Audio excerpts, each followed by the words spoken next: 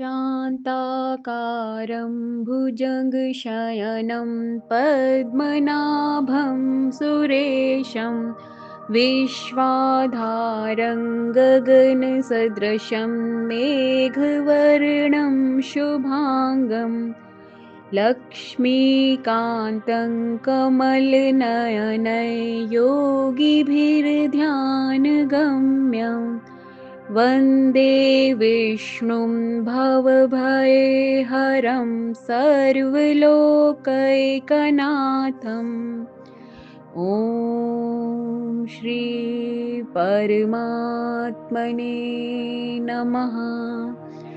अथ श्री विष्णु सहस्रनामस्तोत्रम् यस्य स्मरणमात्रेण जन्मसंसारबन्धनात् विमुच्यते नमस्तस्मै विष्णवे प्रभविष्णवे। नमः समस्तभूतानां आदिभूताय भूभृते अनेकरूपरूपाय विष्णवे प्रभविष्णवे।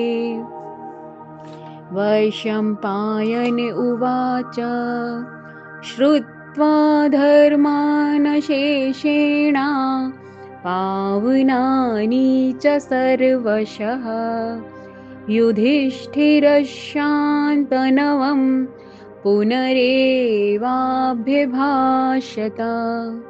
युधिष्ठिर उवाच किमेकं दैवतल्लोके किं वाप्येकं परायणं स्तुवन्तः कङ्कमर्चन्तः प्राप्नुयुर्मानवा शुभम्। को धर्मः सर्वधर्माणां भवतः परमो मतः किञ्जपन्मुच्यते जन्तुर्जन्म संसारबन्धनात्। भीष्म उवाच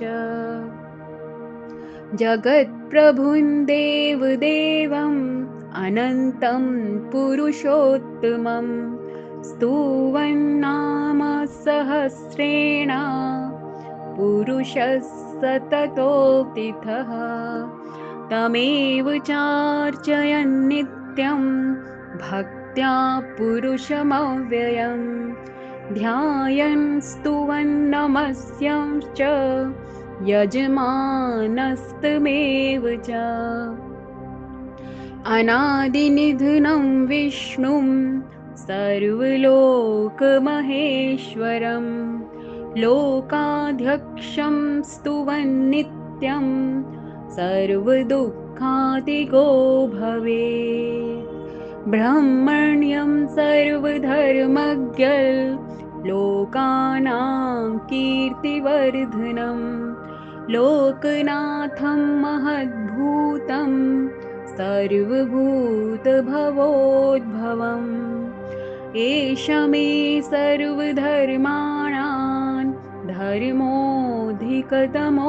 मतः यद्भक्त्या पुण्डरीकाक्षं स्तवैरर्चेन्नरः सदा। परमयो महत्तेजः परमयो महत्तपः परमयो महद्ब्रह्मा परमयः परायणम्। पवित्राणां पवित्रयो मङ्गलानां च मङ्गलं दैवतं देवतानां च भूतानां यो व्ययः पिता।